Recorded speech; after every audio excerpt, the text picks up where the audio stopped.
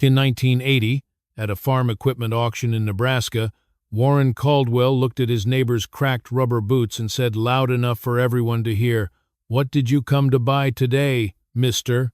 Yost? Calf feed?" The room laughed. Warren owned 1,200 acres and sat on the county bank board. Harlan Yost said nothing. He bought the grain drill he came for and drove home. 6 years later, November 1986, Warren Caldwell lost his entire 2,800-acre operation to foreclosure. The house, the combines, the limestone farmhouse his grandfather built in 1901. Harlan Yost was at the auction. He was wearing the same rubber boots. Saline County, Nebraska, November 1986. There is a particular kind of cold that arrives in Nebraska in the second week of November, different from the cold of December or January, in the way that a warning is different from a consequence. It carries moisture from the Republican River Valley, and it moves across the fields in a way that has no name in any meteorological textbook, a slow, lateral pressure that finds the gap between a coat collar and a hat brim and stays there. The corn had been out of the fields for 3 weeks. The stalks stood broken and pale, row after row across the flat ground of Saline County, and the sky above them was the specific gray of old galvanized tin. And on the morning of November 14th, 1986, perhaps 200 people from across the county drove to the Saline County Fairgrounds for what the Crete News Blade had called, in its front-page story that Thursday, the largest involuntary farm auction in the recorded history of this county. Most of them came in pickup trucks, some of them more than a decade old, some of them newer, with cab interiors that smelled of grain, dust, and dog hair, and the particular institutional coffee that came from the thermoses farm wives packed for their husbands on cold mornings. They parked in the grass along the fairground's perimeter fence and walked toward the auction barn in the way that people walk toward something they are obligated to witness but do not want to see heads slightly down. Conversation kept quiet. Hands in coat pockets. One of them came in a 1971 Ford F-100 with a cracked passenger side mirror and a left rear wheel well that had been patched with a piece of sheet metal and pop rivets in 1979 and never properly repainted. He parked at the far end of the row, walked to the auction barn, and stood at the back of the gathering crowd. He was 70 years old. He wore canvas, work trousers, a wool coat that had been his father's, and on his feet, because his leather work boots were at the cobbler's in Crete, getting a new sole put on the left one, a pair of black rubber barn boots that had a crack along the right heel and a small flap of rubber along the toe of the left that lifted slightly when he walked and made a faint slapping sound on the concrete of the auction barn floor. His name was Harlan Yost. In his inside coat pocket, folded twice and wrapped in a rubber band that he had saved from a newspaper delivery in 1982, was a cashier's check for $160,000, drawn on the First National Bank of Lincoln, made out to the Saline County Sheriff's Office, as required by the auction terms for registered bidders. He had driven to Lincoln 3 days before to get it, making the round trip in the same Ford truck, stopping for gas once in Milford, and eating a sandwich his wife, Edna, had packed in a paper bag on the seat beside him. Nobody at the auction that morning would have guessed that Harlan Yost was carrying more liquid cash than almost anyone else in the room. That was, in a way, the entire point. The story of how Harlan Yost came to be standing in a cold auction barn in November of 1986 with $160,000 in his pocket begins, as most important stories do, not with a dramatic event, but with a conversation, one of those conversations that seem, at the time, to be simply a father talking to a son, but that you spend the rest of your life slowly understanding. It was the spring of 1941, and Harlan was 25 years old, and his father, Martin Yost, was 58, and they were walking the fence line on the south quarter of the family's 160 acres, checking posts after the winter. Martin walked with a slight hitch in his left hip from an injury he had taken in 1918, and he carried a fencing pliers in his right hand that he had owned since 1924, and kept sharp enough to cut baling wire clean without leaving a jagged end. He had been a farmer in Saline County since 1909, when he had come from Illinois with his wife and $22, and bought this ground at $6 an acre from a man who thought the soil was too heavy and too flat to be worth farming. The soil was heavy and it was flat.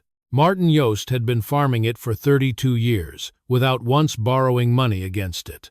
They were talking about the war in Europe. It was before Pearl Harbor, but the draft had already begun, and Harlan knew, with the certainty of a young man in that particular year, that he would be called. Martin was quiet for a time after Harlan raised the subject, checking fence posts with his free hand, testing each one for the give that meant the frost had heaved the base. "Before you go," Martin said finally, not looking up from the post he was testing, "I want to tell you one thing about money." Harlan waited. "When you come back, and you will come back, people are going to tell you things. They're going to tell you the prices are going up, and that this is the moment, and that a man with a good piece of ground can borrow against it and make himself something bigger than what he has." Martin moved to the next post, tested it, found it sound. They said the same thing in 1919. They said it in 1927. They said it in 1929. He paused. "You know what happened in 1929? Harlan knew. He had been 13 years old in 1929 and had watched 3 neighbors lose their farms before 1932. He had watched his father walk to the county courthouse in Crete and stand in line to pay the year's taxes in cash, not because he had to pay in cash, but because he could pay in cash, which in Saline County in 1932 was not a small distinction. "Your grandfather had a saying," Martin said. They had reached a corner post, and he stopped and looked at his son directly, in the way that men of that generation delivered the things they meant seriously. He said, "When someone tells you this is the opportunity of a lifetime, that's when you go home and check the safe. Because real opportunity doesn't announce itself. Real opportunity shows up quiet, when everyone else is going the wrong direction." He went back to the fence line. He did not mention it again. Harlan went to the Pacific in June of 1942 and came back in October of 1945 with a bronze star he kept in a coffee tin under the bed and a very clear memory of what his father had said about the safe.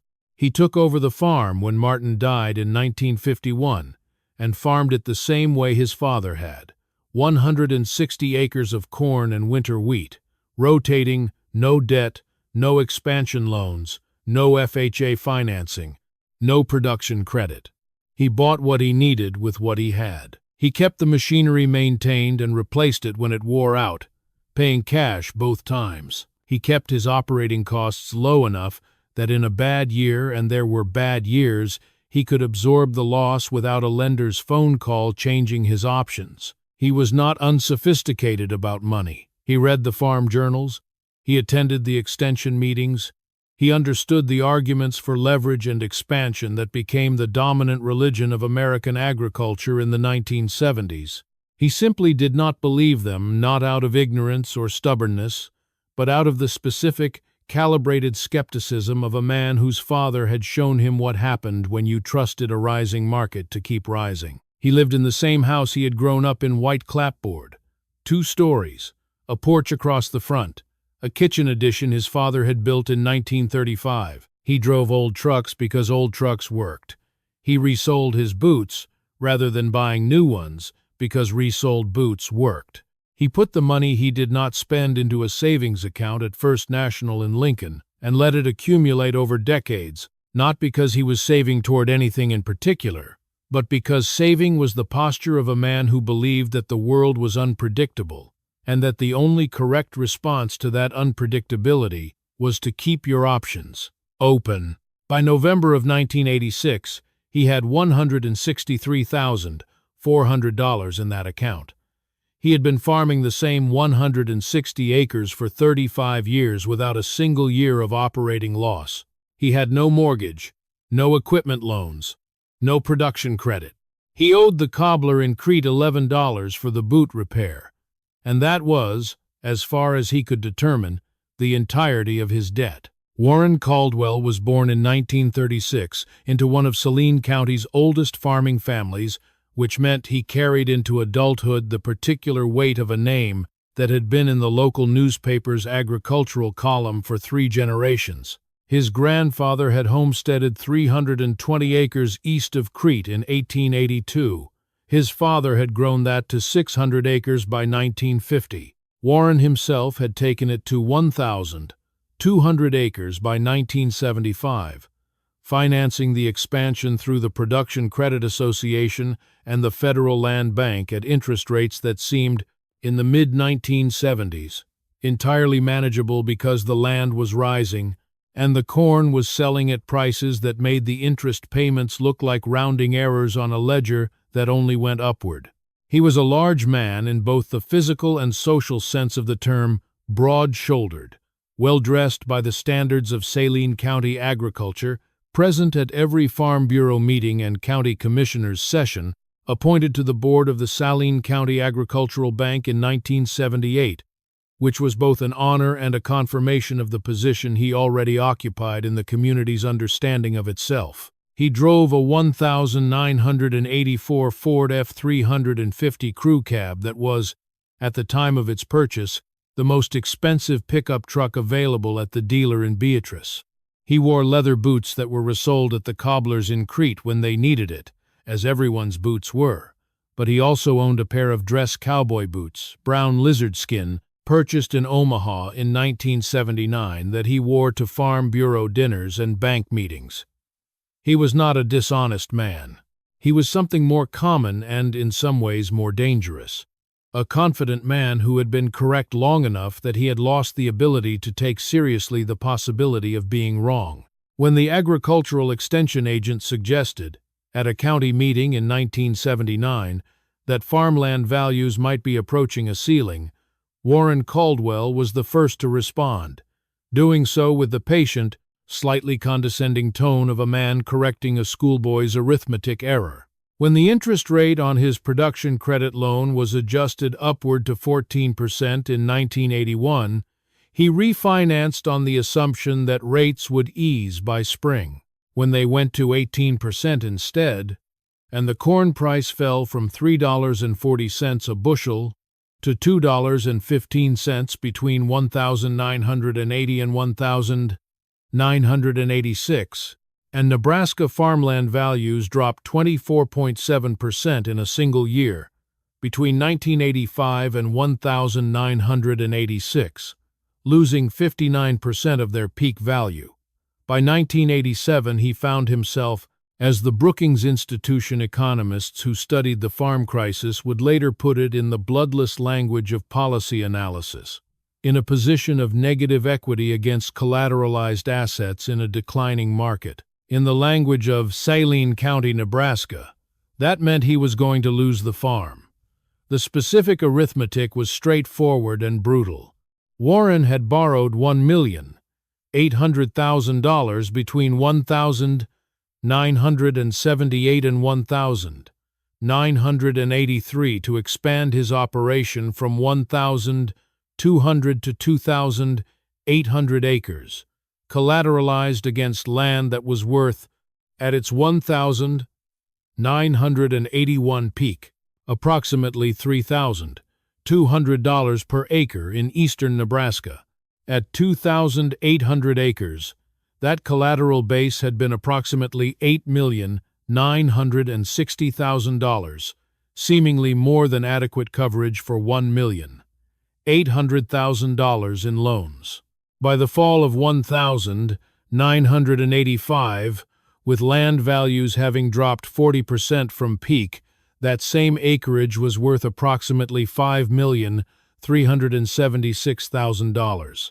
Still above the loan balance, theoretically, except that the interest on $1,800,000 at 18% was $324,000 per year, and corn at $2.15 per bushel on 2,800 acres yielding 100 bushels per acre generated gross revenue of $602,000, against which input costs of seed, fertilizer, fuel, equipment, maintenance, and hired labor ran to approximately $490,000, leaving a net operating income of roughly $112,000, against annual debt service of $324,000.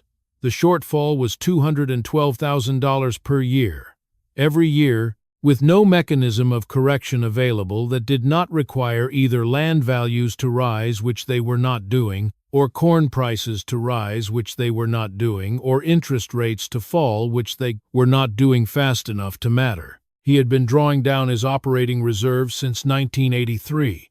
By late 1985, they were gone. He had applied for restructuring with the Production Credit Association and been turned down. The PCA itself was under pressure from its own lenders and had been directed by federal policy to reduce its agricultural exposure, not increase it. In February of 1986, the Saline County Agricultural Bank, the same bank whose board he sat on, had no choice but to begin foreclosure proceedings on the loans for which it was the secondary lender. He had recused himself from the board vote, as ethics required. The vote had been unanimous. He was, in the specific way that the farm crisis of the 1980s generated tragedy, a man who had been destroyed not by laziness or dishonesty, but by the collision of leverage with falling prices. A collision that the people who had encouraged the leverage had not adequately warned him about, partly because some of them had not known, and partly because some of them had not wanted to know. The auction at the Saline County Fairgrounds on November 14, 1986, began at 9 in the morning with the personal property, the John Deere 4,440 tractor, the 4,250, the three 7,720 combines, the planting equipment, the grain wagons, the shop tools, the irrigation equipment from the South Quarter. The auctioneer, a man named Dale Schaefer from Hebron, who had been calling farm auctions in south-central Nebraska for 18 years, worked through the equipment list with the professional efficiency of a man who has spent 2 decades translating financial catastrophe into a series of numbered lots. He knew most of the people in the crowd. He knew what this auction meant. He kept his voice neutral and his pace steady because that was the only way to get through it. The personal property took 3 hours. When it was finished, the crowd had thinned slightly. Some of the equipment buyers had loaded their purchases and left, but the core of it remained, standing in clusters near the barn's south wall, waiting for the land auction. The land was listed in 5 parcels, totaling 2,800 acres.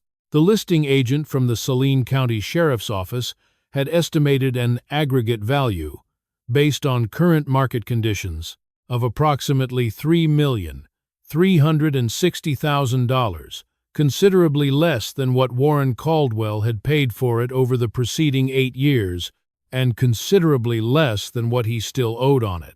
The shortfall between the estimated auction proceeds and the outstanding loan balance was approximately $440,000, a deficiency that would follow Warren as a personal judgment against whatever assets he retained. After the auction, the ancestral home, 160 acres on the East Quarter, including the 1,901 farmhouse that Warren's grandfather had built from limestone, quarried on the property, and a timber frame shipped by rail from Omaha, was Parcel C on the auction sheet. The listing price was $384,000. It was the parcel Warren Caldwell, standing at the north wall of the barn in his lizard-skin dress boots that he had put on that morning for reasons he could not entirely explain to himself, could not look at directly. Harlan Yost, standing at the back of the crowd in his rubber barn boots with the cracked heel, looked at it very directly. He had driven out to the property 3 weeks before the auction, alone, in the early morning, and walked the perimeter of the East Quarter with the same methodical attention he brought to checking his own fence lines. The soil was good heavy clay loam, the kind of Saline County dirt that held moisture through a dry July and responded to management. The house was sound. The limestone walls would outlast anything built from modern materials by decades, and the timber frame he could see from the exterior was properly pegged and still tight. The well was good.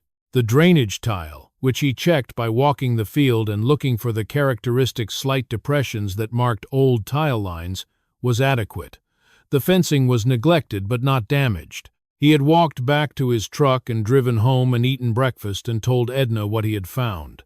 And she had listened and then asked him what he planned to do about it, and he had said he planned to go to the auction and see what it sold for.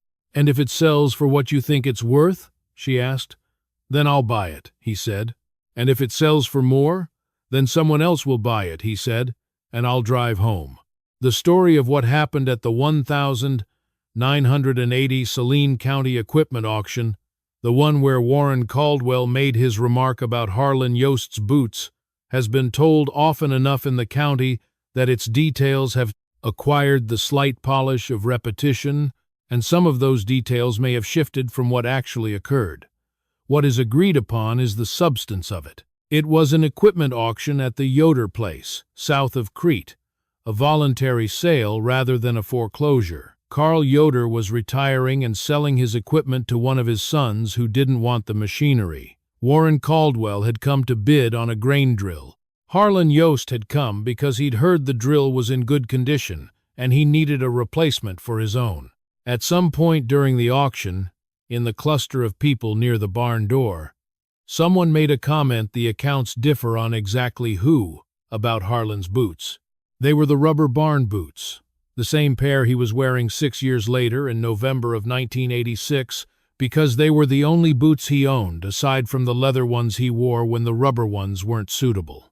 Warren Caldwell, standing nearby with 2 neighbors from his road, heard the comment and elaborated on it, in the cheerful and slightly theatrical way of a man who is accustomed to being the most prosperous person in any given room, and who mistakes that prosperity for wit. "Mr. Yost," he had said, "and this part all accounts agree. On what did you come to buy today? With boots like those? Calf feed? Corn cribs? Or just something to go with the truck?" There had been laughter from the men nearby. Harlan Yost had looked at Warren Caldwell with an expression that several people who witnessed it described in various ways as containing no particular emotion, not anger, not embarrassment, not amusement. He had looked at him the way you look at weather, noting it, filing it, moving on. He had bought the grain drill for $800, which was $150 less than Caldwell paid for it when he outbid Harlan on the first round, and then sold it to him 6 months later when he decided he didn't need it after all. The land auction on November 14th began at 12:15, after a 30-minute break during which the crowd ate sandwiches and drank coffee from the tables. The Ladies' Agricultural Auxiliary had set up near the barn's east door. The mood was the specific mood of farm country in financial crisis, quiet, careful, a community performing the social forms of normality over an emotional substrate of shared grief and fear. Several of the men standing near the sandwich tables had their own PCA loans, their own land value problems. A foreclosure auction was not, in 1986 Nebraska, a spectator event about someone else's misfortune.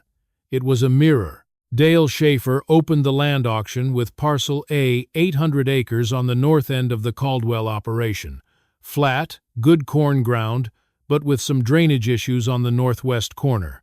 3 buyers registered their interest. The bidding moved in increments of $5,000, starting from the listing price of $960,000 and settled at $912,000 after 11 minutes. The buyer was a farming partnership from York County. Parcels B and D sold similarly both to buyers from outside the county, one to an investment group from Omaha that was acquiring distressed agricultural land across the state, the other to a farmer from Fillmore County who had been looking to expand for 2 years and had the credit available to do so.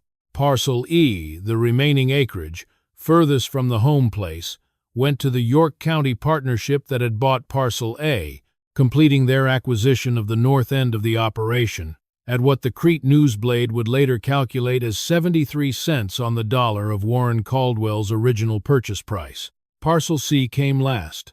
The 1,901 limestone farmhouse, 160 acres, one good well, the tile drainage adequate, the fencing neglected. Listing price, $384,000. Warren Caldwell had moved to the east wall of the barn by this point, standing with his arms crossed, in the specific posture of a man containing something large. His wife, Patricia, was not present. She had chosen not to come, and nobody had questioned this choice. His son, Daniel, was standing nearby, 23 years old, working his jaw in the way of young men who are witnessing something irreversible happening to their parents and do not have the emotional vocabulary to respond to it. Dale Schaefer opened the bidding on Parcel C at the listing price. There was a pause of perhaps 4 seconds, a pause that felt, in the barn's particular silence, considerably longer before the first bid came in at $380,000 from one of the registered bidders near the front. It was the Omaha Investment Group's representative, a man in his late 30s with a legal pad and a phone number written at the top. A second bid came from the York County Partnership, $385,000. The Omaha Group, $390,000. York County, $395,000. Omaha, $400,000. There was a pause. The York County representative conferred briefly with his partner and shook his head. They were done. Dale Schaefer looked around the room.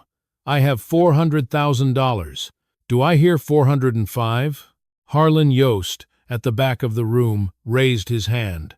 The slapping of the rubber boot on the concrete as he shifted his weight was, in the barn's silence, clearly audible. $405,000, Dale Schaefer said. I have 405 from he looked at his registered bidder sheet. From Harlan Yost. Several people in the crowd turned to look.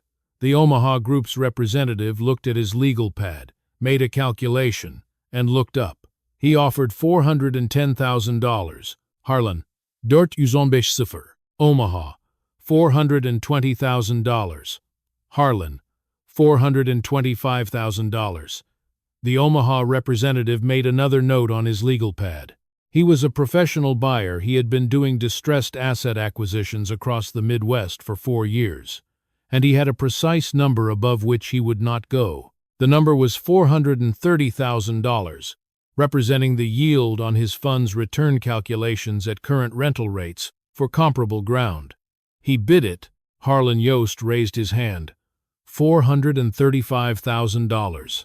The Omaha representative looked at his legal pad again, looked at his phone number at the top of the page, the number of his fund's principal, whom he would normally have called for authorization on a bid this close to his limit, and made a decision. He shook his head. I have $435,000, Dale Schaefer said. Going once, going twice. The barn was very quiet. Sold. To Harlan Yost of Saline County, for $435,000. Warren Caldwell looked across the barn at Harlan Yost. The distance between them was perhaps 40 feet. Harlan was folding the cashier's check back into his pocket.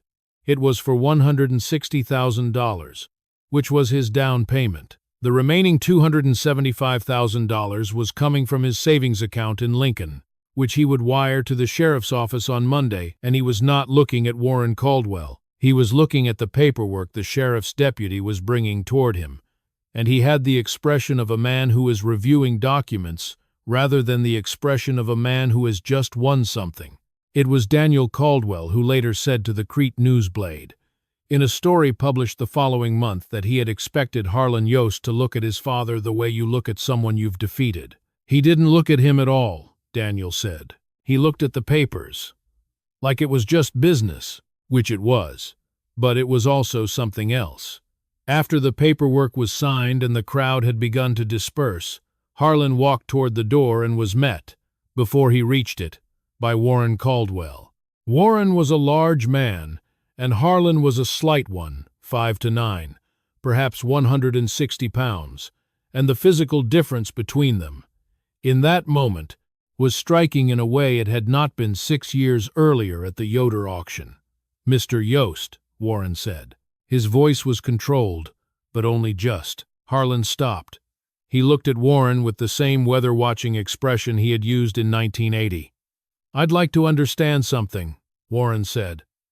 "How did you—" He stopped. Started again. "You've been farming 160 acres your whole life. I don't understand where you got. I didn't spend what I made," Harlan said. It was not said unkindly. It was said the way you state a fact about soil pH or rainfall precisely and without additional decoration. Warren was quiet for a moment. Then, "I need to ask you something." "Ask it." "The house," Warren said. "My grandfather built that house. My father was born there. My son was born there." He paused. "I know I don't have any claim on it. You bought it fair. But I need to know if there's any possibility." He stopped again. Harlan had been looking at him steadily through all of this. He was not making it easy, but he was not making it hard, either. He was simply waiting. "I'd like to ask if I could rent it from you," Warren said. "While I get sorted out, I don't know how long. I can pay whatever's fair." Harlan was quiet for what felt to several people watching from a distance like a long time. It was probably 15 seconds. "Come out to the property Monday morning," he said. "We'll talk about it." He walked out of the barn. The rubber boots slapped on the concrete at each step. Nobody laughed. The arrangement they reached on that Monday morning was straightforward and is worth describing in some detail, because it was not simply a landlord-tenant agreement. It was something that had no formal name but that both men understood implicitly. A period of reconstruction, conducted in proximity, between a man who had lost almost everything and a man who had never believed that almost everything was the right thing to aim for. Warren and Patricia Caldwell moved into a rental house in Crete in January of 1987, while the legal proceedings around the foreclosure were still resolving. The rental of the Parcel C farmhouse, the limestone house his grandfather had built, was deferred until the courts had sorted the financial picture, which took until the spring of 1987. When Warren moved into it as a tenant in April of that year, he was paying Harlan Yost $800 per month, which Harlan had calculated as a fair market rental rate for the property and the 160 acres of ground, and which Warren accepted without negotiating, because he was in no position to negotiate, and because he would say this later, though not immediately, it was fair. The farming of the 160 acres attached to Parcel C was a separate conversation.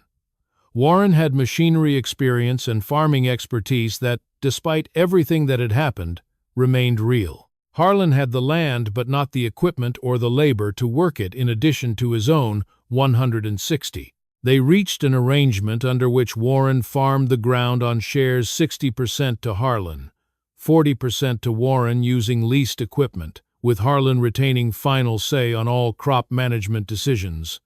It was not a partnership in any legal sense. It was a working agreement between two men who had known each other for 30 years and who had, between them, every skill necessary to make good use of 320 acres of Saline County farmland. The first growing season under this arrangement, 1987, was not profitable. Corn prices remained low, and Warren's share of the crop, after input costs, left him with less than $3,000 for the year. The second year was better. The third year, corn recovered slightly, and the combination of Warren's farming income and Patricia's work as a bookkeeper for a Crete insurance agency began to produce something resembling stability. In that period between 1987 and 1992, there were conversations, not formal conversations, not lessons with a pedagogical structure, but the kind of conversations that happen between men who are working adjacent to each other and who have, between them, a very large unresolved question. The unresolved question, which neither of them named directly for the first 2 years, was, how had Harlan known to do what he did, and why had Warren not? It was in the spring of 1989, during the first week of planting, that Warren asked it directly. They were standing at the edge of the south field, and the conversation had been about the planting date and the soil temperature, and then there was a pause, and Warren said, I want to ask you something I probably should have asked 15 years ago. Harlan waited. How did you decide not to expand? Everyone around you was expanding. The extension service was telling us to get big or get out. The PCA was practically delivering loan papers to your door. How did you decide they were wrong? Harlan thought about it. My father told me something when I was 25, he said. He said real opportunity doesn't announce itself. When someone is selling you the opportunity of a lifetime, go home and check your safe first. Warren was quiet for a moment. That's it? That's most of it, Harlan said. The rest of it is just arithmetic. I could see the payments. I could see the price I'd need to make the payments.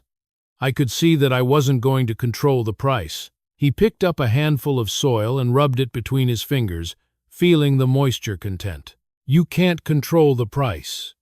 You can control what you owe. Those are the only two variables that matter, and you can only manage one of them. Warren looked at the soil in Harlan's hand. I thought the price was going to keep going up. So did everyone else, Harlan said. That's usually the problem. He let the soil fall back to the ground, and they went to work. In the spring of 1992, Warren Caldwell made the final payment that retired his rental obligation and, under the terms of the right of first refusal clause that Harlan had quietly included in their original rental agreement, a clause Warren had not noticed at the time and had only discovered when he asked Harlan, in 1990, whether he would ever consider selling the Parcel C property back from Harlan Yost for $487,000. The price was above what Harlan had paid at auction in 1986. It was also, by the land value recovery that had been occurring across Nebraska since 1988, a fair market price, neither a premium nor a discount, simply what the property was worth in 1992. Warren Caldwell paid it in a combination of equity from the sharecropping operation's accumulated profits, which, over 5 years of careful management and improving prices, had amounted to approximately $89,000, and a conventional farm mortgage at 8.5%, which was not the same as no debt at all but was a fundamentally different kind of obligation than what had preceded it. The loan was sized against what the farm could actually produce, not against what the farm might be worth if prices kept rising. He understood the difference now. At the closing, in the office of a title company in Crete, Harlan signed the deed transfer and shook Warren's hand and said, simply, "Good luck with it." Warren said, "Thank you. For more than the house." Harlan nodded once and left. There is an accounting that is worth doing. Not because it resolves anything morally, but because it clarifies what actually happened in financial terms, which is the language in which the farm crisis of the 1980s most clearly spoke.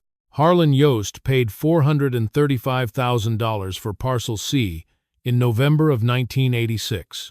Over the 6 years he held it, he received $800 per month in rental income from Warren Caldwell, $57,600 total, and 60% of the sharecrop proceeds on the 160 acres of tillable ground, which amounted, over 5 growing seasons, to approximately $142,000. His total income from the property over 6 years was therefore approximately $199,600.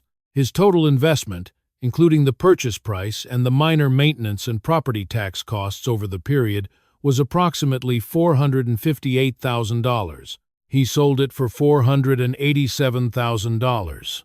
His net return on the transaction was approximately $228,600 over 6 years, or roughly a 49% return on his investment, approximately 8% per year, before inflation adjustment.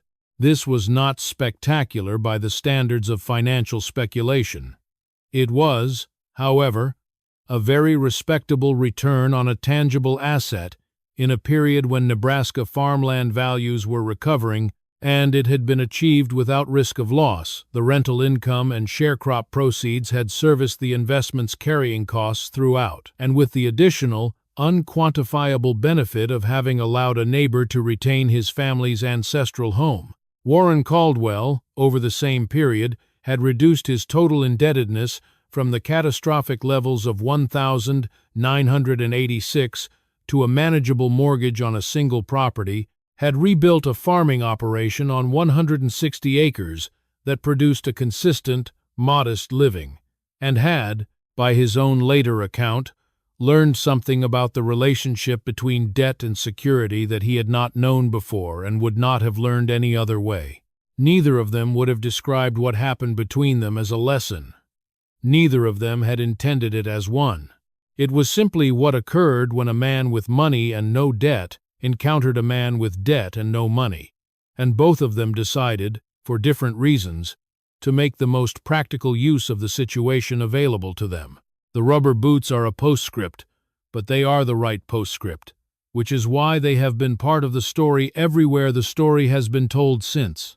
The ones Harlan wore to the auction in November of 1986 wore out completely in the spring of 1988, when the right heel separated from the sole entirely during the first week of corn planting. He replaced them with an identical pair, the same brand, the same black rubber, because they were the best barn boots available at the farm supply store in Crete, and he saw no reason to buy something different when what he had had worked well for 8 years. Jesse Yost, Harlan's son, was 19 years old in 1986 and had been working the family farm since he was 14.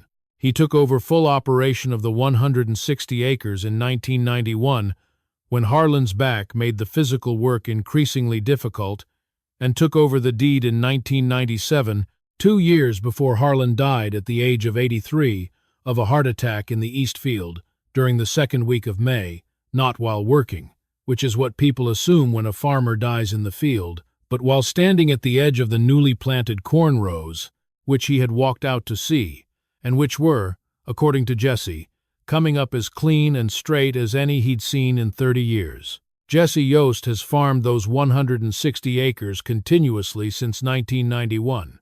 He has not expanded. He has not borrowed against the ground. He has maintained it the same way his father maintained it, and his grandfather before that. Corn and winter wheat on rotation, inputs bought with operating cash, equipment replaced when needed at prices he can pay without financing. The soil, which has been farmed in this way since 1909, has an organic matter content that the University of Nebraska Cooperative Extension measured during a soil survey in 2019 at 4.8%, substantially above the county average of 3.1%, and nearly double the average of comparable ground farmed under continuous corn with conventional tillage and regular chemical inputs. Every spring, during the first week of planting, Jesse Yost puts on a pair of black rubber barn boots and walks the fence line of the south quarter, checking posts, the same route his father walked with his grandfather in 1941. The boots are not the same boots Harlan wore to the auction in 1986, those wore out in 1988, but they are the same kind, bought at the same farm supply store in Crete, now run by a different family but still selling the same boots. They cost $38. He replaces them when they crack through completely. He has been asked, more than once, whether the boots are a deliberate gesture, a performance of continuity, a symbol he wears consciously. He gives the same answer each time, in the flat, unsentimental way of a Nebraska farmer who has been asked a question whose answer he considers obvious. "They're good boots," he says. "They work." Warren Caldwell is 88 years old and lives in Crete, in a house he bought in 1993, 2 blocks from the main street. He still farms not the 160 acres of the home place, which his son Daniel took over in 2004, but a small garden behind the house where he grows sweet corn and tomatoes and winter squash. He reads the farm journals. He follows the commodity markets the way old farmers do, not because the information affects any decision he will make, but because the habit of attention was installed over decades and does not retire when the farming does. He has said, in the specific way that men of his generation make admissions about the past, that the worst day of his life was not the auction in November of 1986, but a day in the spring of 1988. 979, when a PCA loan officer came to his farm with paperwork for an additional $600,000 expansion loan, and he had signed it without asking what would happen if land values fell by 30% and corn fell by a third, and interest rates held at 18%. He signed it because those three things happening simultaneously seemed, in the spring of 1979, as unlikely as a flood in a drought year. "I'd been right too long," he has said. When you've been right for 15 years, you stop building in the room for being wrong.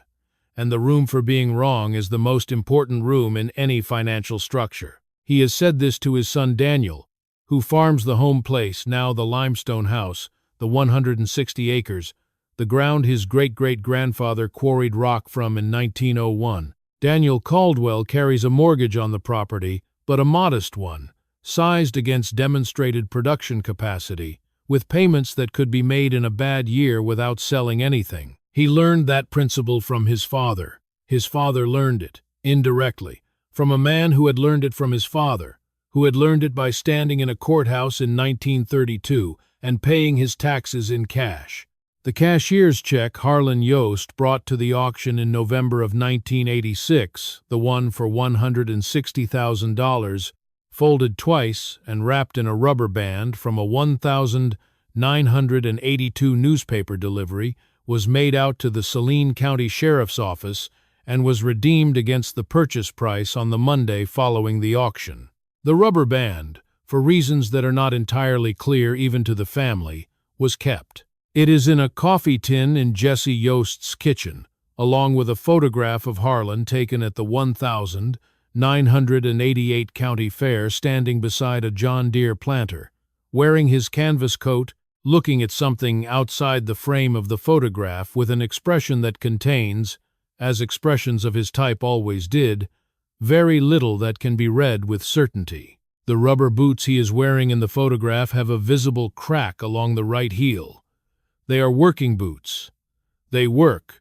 The Saline County farmland that Warren Caldwell lost at auction in November 1986 has changed hands several times since. The parcel that Harlan Yost purchased and later sold back to the Caldwell family remains in the Caldwell family. Nebraska farmland values, which reached a low of $1,706 per acre in 1987, down from a peak of $3,932 in 1980, recovered steadily through the 1990s and 2000s, reaching new highs in the 2010s. Saline County ground, comparable to the Caldwell home place, was trading at approximately $8,400 per acre in 2024. The difference between the man who owned it in 1986 and the man who bought it in 1986 was not intelligence, not farming ability, not luck. It was one principle, learned from a father, about the relationship between what you owe and what you can control, and a pair of rubber boots that worked.